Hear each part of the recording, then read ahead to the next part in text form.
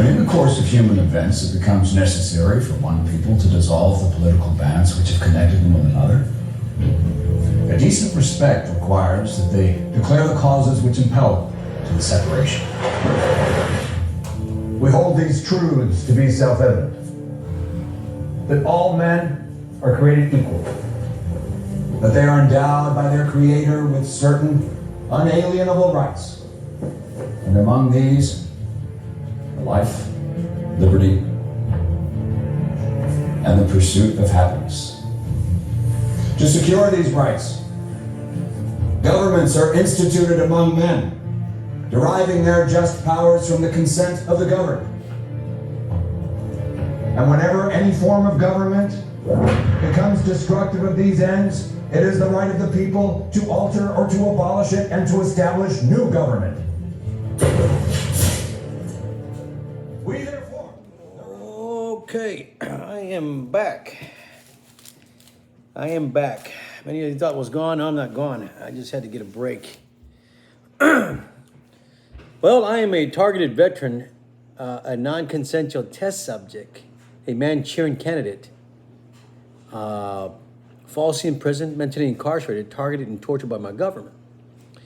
And this is the third episode of Karma. And tonight's special feature is going to be the United States Department of Veterans Affairs. Because the Veterans Affairs knew about silent weapons a long time ago. Okay? And they've covered it up so many times that I have to beat the same drum over again. Okay? Let's go there. I've got one library here. And you have to remember, I'm schizophrenic. But if I don't make sense, then just excuse me. I'm not twisting your arm or coercing you to watch my video. But if the shoe fits, I need you to wear that shoe, okay? It's been going on for 72 years, my friend. It has not stopped for 72 years. Inside trading, human trafficking, racketeering, RICO, okay? People are being coerced into programs that should have been stopped a long time ago. The Frank Church Committee, the Nuremberg Code, the Nuremberg trials, we have not learned a damn thing in this country, okay? We still are violating constitutional rights, all right? Allowing Israelis to conquer the American people is an act of war, okay? Allowing foreign countries to conquer our people, to spy on our people and target people is an act of war, all right? You get me so far?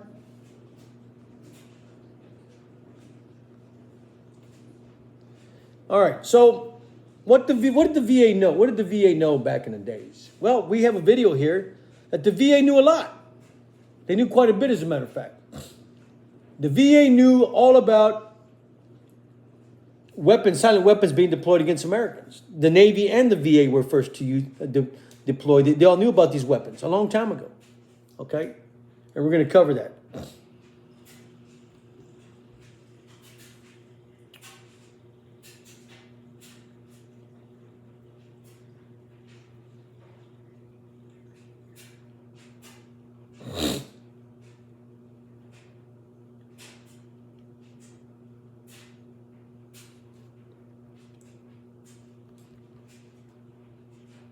And I'm making this video because I am wrongfully diagnosed by the VA. I'm taking their poison and I'm consuming the poison they give me, putting me back in the MK Ultra. They're asking me to drink the Kool-Aid again. Drink the Kool-Aid, go home.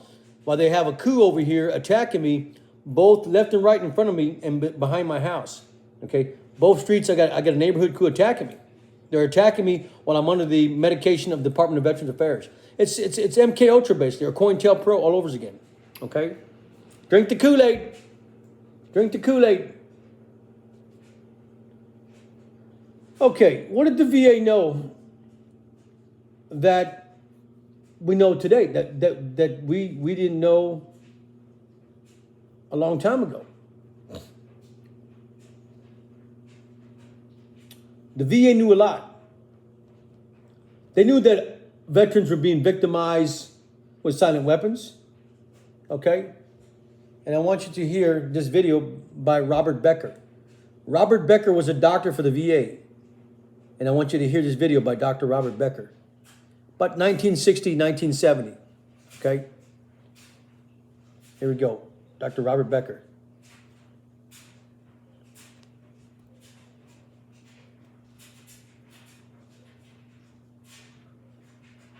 Let me see if I can play this video here. I may not get to play it. Let me see. We'll get some volume here. I think the volume's on. See, now they're tampering with my thing here. Don't tamper with it. I'm good to go. For 20 years, are you telling me there's a possibility that electric current generated in a fashion such as this could possibly cause heart disease and/or stroke? Yes. You have to know that that's a mind-blowing thought for a lot of people, including me. I'm aware of that. Dr. Robert Becker is Chief of Orthopedic Surgery and a medical investigator for the Veterans Administration in Syracuse, New York. For 20 years, he and his staff have been experimenting on the effects, if any, of low-level radiation on living things. He is one of a small... Are you telling me there's a possibility that electric current generated in a fashion such as this could possibly cause heart disease and/or stroke? Yes. You have to know that that's a mind-blowing thought for a lot of people, including me. I'm aware of that. Dr. Robert Becker is Chief of Orthopedic Surgery and a medical investigator for the Veterans Administration in Syracuse, New York. For 20 years, he and his staff... And you can get the video on YouTube. It's right there, right down below. EMFs. Okay, EMFs are hazardous for health. Dr. Robert Becker. Dr. Robert Becker worked for the VA. And Dr. Robert Becker wrote some books here that I'm going to share with you. And it's damaging that the VA knew about these silent weapons being deployed against veterans and Americans, but still denied that. Okay? They still denied that. And so Robert Becker wrote the book. It's called The Body Electric by Robert Becker. Okay? Let's jump to our next topic. Around 1971, there was a story of a man named Leonard Kyle that came to the VA, and he was targeted. And I want you to hear that story too. Here we go. Robert, this is the case of Leonard Kyle. Here we go.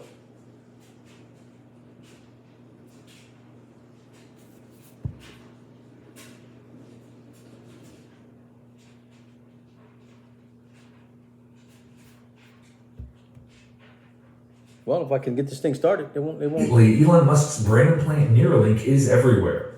Article after article after article, some think Neuralink is great, some think it is pure evil, but either way, there is a big controversy over this cutting-edge technology. But it's not really cutting-edge technology. There is a long history of brain-computer interfaces and doctors using electrodes and implants to control patients' brains. And at times, these brain surgeries have been met with disastrous results, which brings us to the story of Leonard Kyle.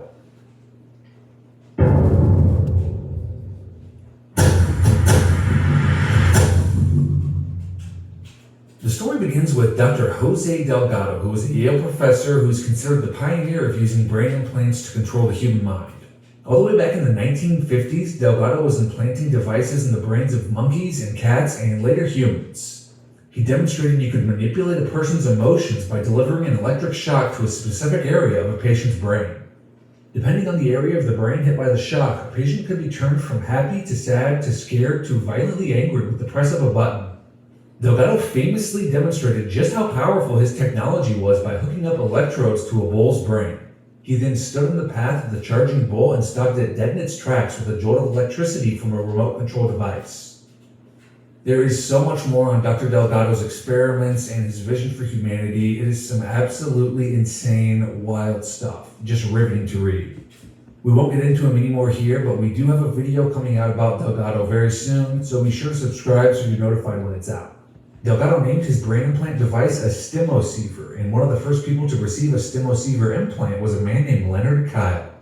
Kyle is an interesting guy. He was described as a brilliant engineer who was the co-inventor of the first Polaroid instant camera along with Edwin Land, who founded Polaroid. Later, the camera was named after Land, the Polaroid Land instant camera, and Kyle's contribution has been mostly forgotten. But Kyle did hold numerous lucrative patents related to the camera, and there's been speculation that Kyle actually had more to do with the camera's creation than Land did. In 1966, Kyle became a patient of Drs. Vern Mark and Frank Irvin. Kyle suspected that his wife was having an affair and he would constantly lose his temper and fly into violent rages over the affair. and a psychiatrist referred him to these two doctors for neurological tests. Mark and Irwin were very close associates of Dr. Delgado, and they were heavily involved in brain implant surgery as well. There's some controversy over what happened after Kyle began seeing Drs. Mark and Irvin. The doctors either convinced Kyle to get an electronic brain implant to stop his temper tantrums, or they implanted the device into his brain without his consent. Either way, Mark and Irvin implanted Dr. Delgado's stimoceiver device in Kyle's brain, and this let them use a remote control to administer electrical stimulation to parts of his brain to control his mood swings. That was the intention, at least. Unfortunately for Kyle, the surgery did not go as planned.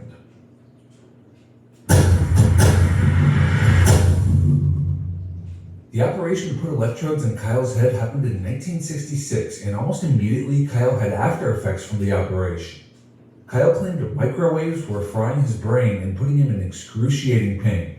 He was found wandering around a grocery store parking lot in California talking to himself and was hospitalized. He was released, but his behavior became increasingly erratic, and he was eventually committed to a mental asylum.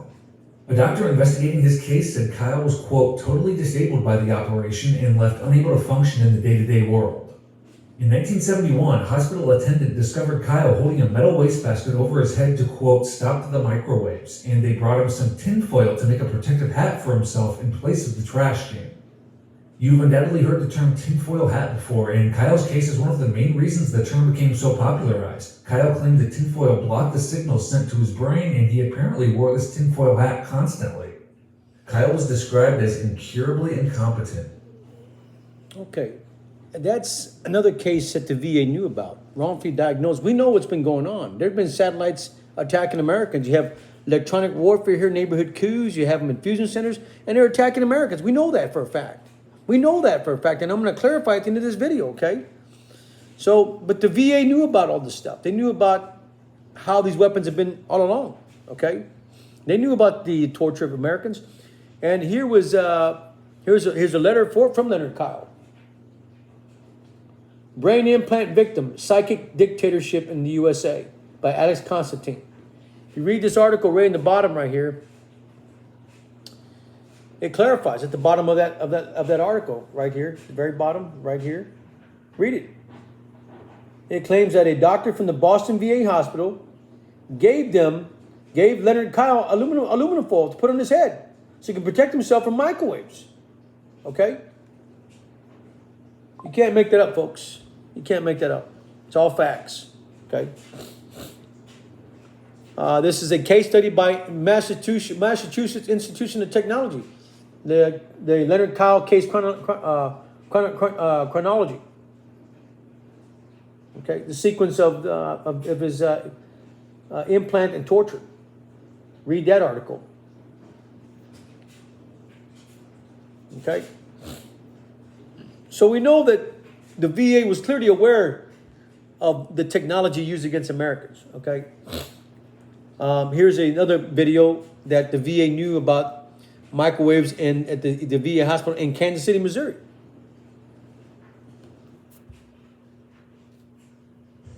In 1953, the Russians began to bombard the U.S. Embassy in Moscow with electromagnetic radiation in the microwave spectrum, but the fact was kept secret from the embassy employees. U.S. Ambassador Stossel contracted a blood disease, bleeding eyes, nausea, and eventually lymphoma. He and other employees eventually died as a result of the microwave attacks. Dr. Henry Kissinger sent a secret memo giving hazard pay to embassy personnel in the 1970s. Before the attacks, the USSR had met with the US to try to head off an arms race in electromagnetic weapons, but were refused. In retaliation, they began microwaving the US Embassy. It is possible that the U.S. government took advantage of the situation and used the embassy staff as microwave guinea pigs. The Department of Defense's Advanced Research Projects Agency, ARPA, set up a lab at Walter Reed Army Institute of Research and participated in Project Pandora. Scientists began zapping monkeys to study the biological effects of highly concentrated microwave frequencies. Similar studies were conducted at the VA hospital in Kansas City, University of Rochester, Similar studies were conducted at the VA hospital in Kansas City. They knew about silent weapons. They knew the potentially what this was doing to veterans and Americans. They knew that. Okay. Now I'm being stopped by Apple here. And then to clarify that, they knew about this through a medical journal. There's an American psychologist that clarifies that. That article clarifies that the VA knew about microwaves and behavior right there. 1975. Okay? Microwaves and behavior. It says, by Don R. Justinson, Laboratories of Experimental Neuropsychology, Veterans Administration Hospital, Kansas City, Missouri. Okay? So, they knew about this. They knew that this is happening to Americans. Okay? And then I had a letter submitted by an FBI agent, Gerald Sosby. His letter to the Department of Veterans Affairs. Okay? Clarifies that we are being attacked. This is an FBI agent, for crying out loud. Okay? This is an FBI agent, for crying out loud, to the Department of Veterans Affairs. Read the last page of his letter. It tells them right there that he was being attacked with a satellite weapon. This is an FBI agent. Okay? The VA clearly knew about this a long time ago. Look at the letterhead. It says Robert McDonald, Director of Department of Veterans Affairs. Okay? So the VA knew clearly what was going on. Okay? What did they tell me? Oh, you're nuts. Get out of here. I'm nuts. How about the affidavit of of another veteran? An affidavit of Micro Antris. Okay?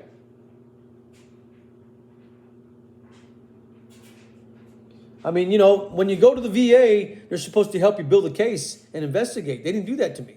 They quickly, wrongfully diagnosed me. They give me the medication. Okay? We know these weapons are being deployed.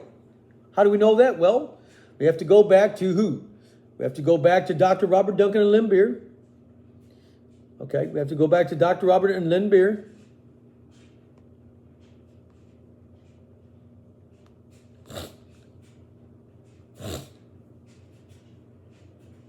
Dr. Robert Duncan and Lynn Beer, where he says that, of course, and representatives with some interest. At about 20, the Navy, for example, wrote the Artificial Intelligence Code, tracked the Soviet nuclear submarine fleet. But about 20 years ago, I realized some of my research was being utilized on my own citizens. And that was unacceptable to me. And since then, I've done hundreds of interviews, interviewed 2,500 victims or. well, they cut my voice off here. I don't know why they're doing that. But you shouldn't do that. They're cutting my voice off the machine here for some reason. And since then, I've done hundreds of interviews, interviewed 2,500 victims or targeted individuals, as they're called, found commonalities of all their stories. And I've spoken to with the head of the LA FBI, to the Senate Intelligence Committee, 23 senators and representatives, with some interest. And I said, just wait when it starts happening to their agents, diplomats, and the FBI. So interestingly, a story came out yesterday that it's happening to the FBI now. What is your educational background? Okay, now I want to go back to the Department of Homeland Security.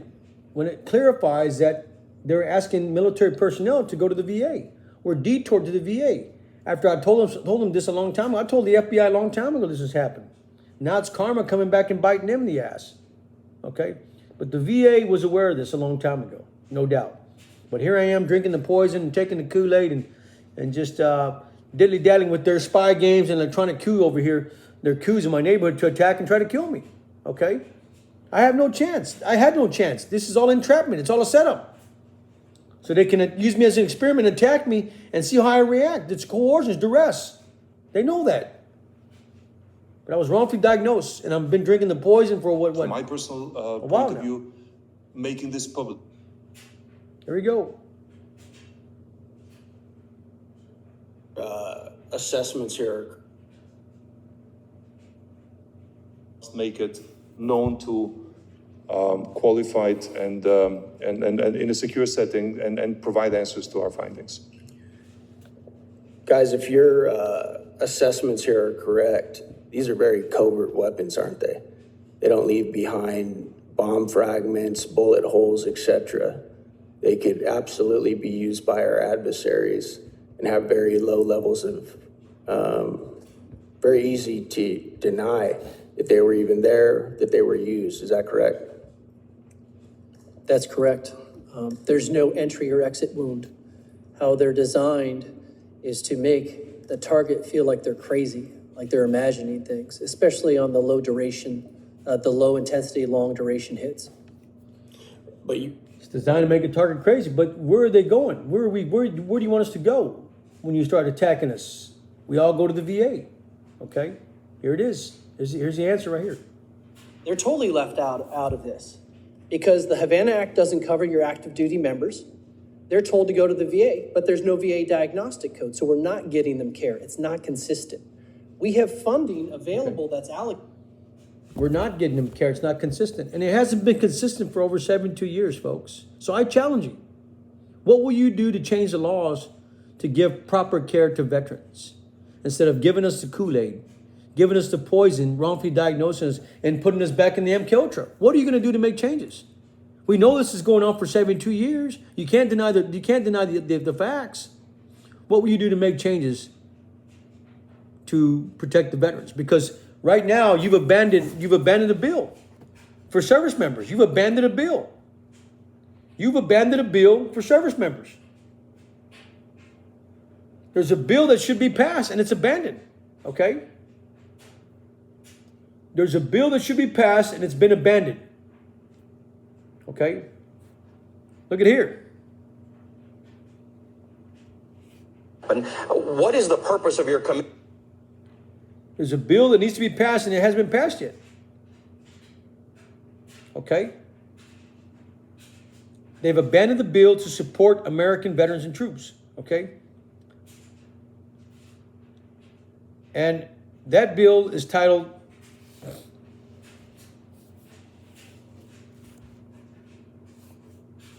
HR 5132 Havana Syndrome Service Member Support Act. That would cover the VA. That would cover veterans care and take care of veterans. But it's been abandoned. It's been abandoned. You can see that right here. They had only a couple of actions right here in this bill right here. You know, back in when? August of 2021? You know, what the heck, folks? What will you do to make a difference to support the veterans and servicemen that are being attacked with these silent weapons? Something's got to give. It's been going on for 72 years, folks. And all they've done is paid whistleblowers millions of dollars. What will you do to change the law? Thank you, and God bless America. In memory of Leonard Kyle.